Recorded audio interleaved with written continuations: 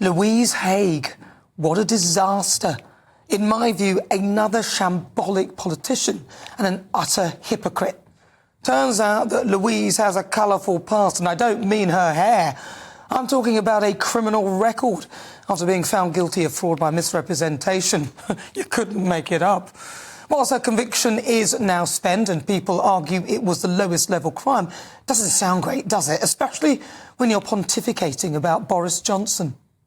I'm completely at a loss to understand how he can possibly pretend that he hasn't. His pathetic non-apology in the House of Commons today was a total slap in the face to the British public, and the only question he should now answer is when he will resign.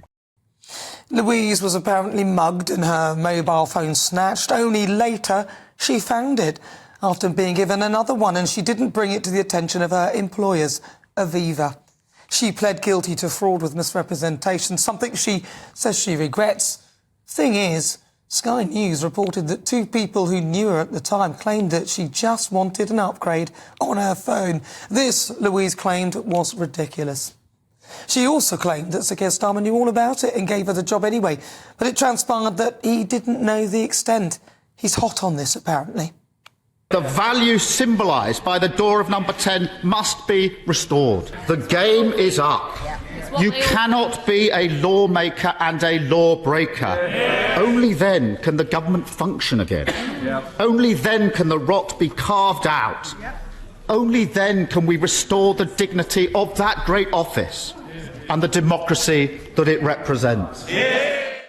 Yeah, which begs the question as to why he gave her the job in the first place. People say that she's achieved a lot in her 4 months, as though her achievements have been good. So let's take a look at these achievements in these last few months. This is the woman on the eve of a summit with P&O bosses who were set to attend the summit worth billions to this country.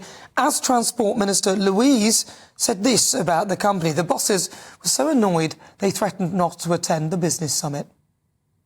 No, I've been boycotting P&O ferries for 2.5 years, and I'd encourage consumers to do the same. Bad judgment or what? She's credited with ending the strikes for rail workers. Yes, I think we could all do that if we caved into the union demands without any conditions in place.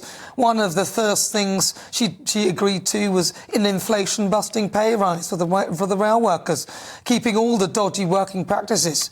There were no concessions whatsoever. Anyone can do that, but I guess it's not her money. I frankly saw it as pretty irresponsible. A bit like when the banks were bailed out, when they remember that disaster and Gordon Brown sold all our gold.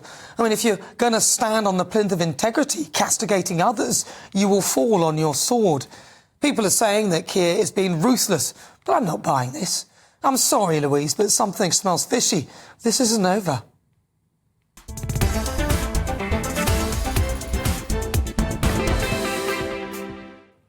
So joining me now, human rights campaigner Peter Tatchell. Peter Tatchell, thank you very much for joining me.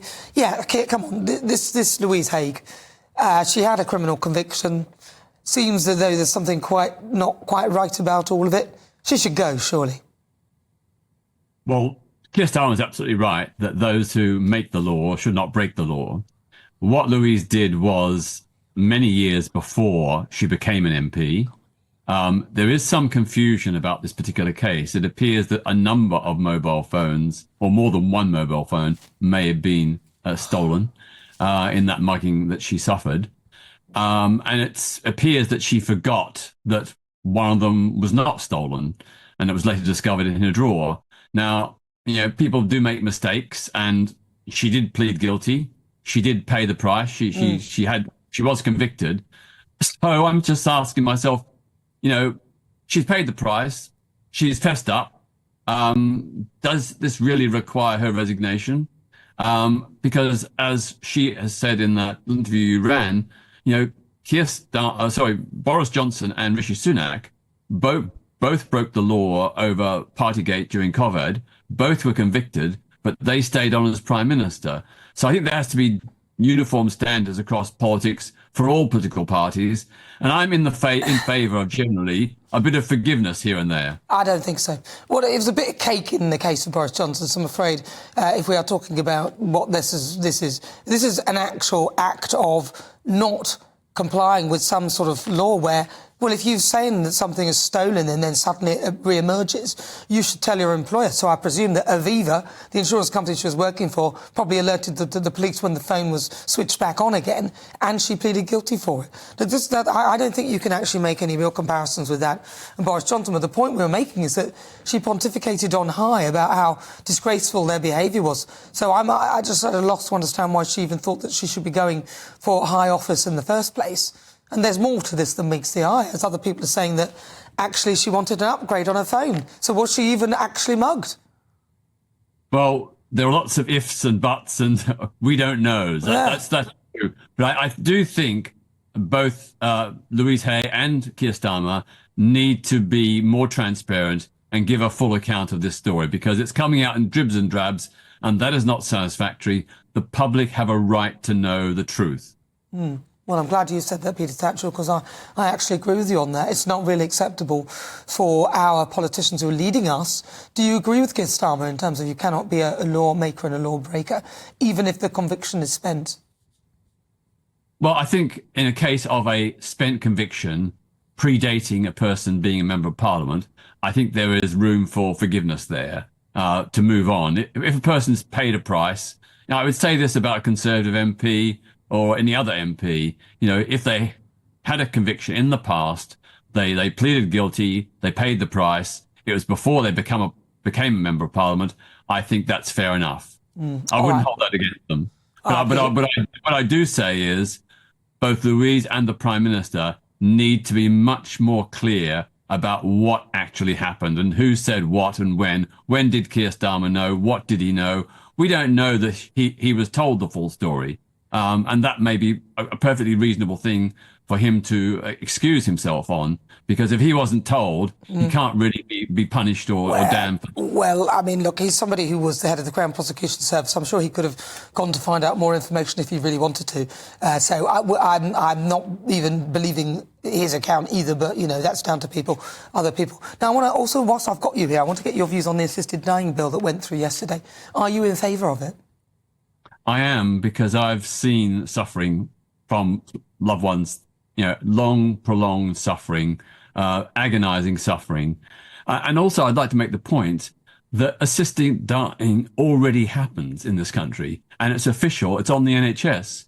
My cousin was dying, and clinicians and doctors withdrew support without getting permission from me as next of kin or from her two sisters who were rushing from Australia to be at her bedside.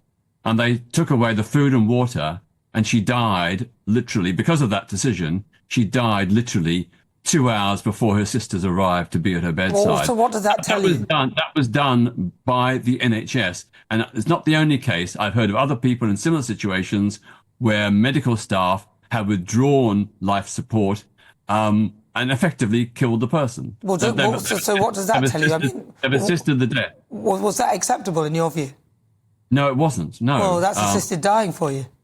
Yeah, well, in assisted dying under this legislation, it's very clear the person has to be terminally ill with less than 6 months to live. But they have to be of sound mind and capacity.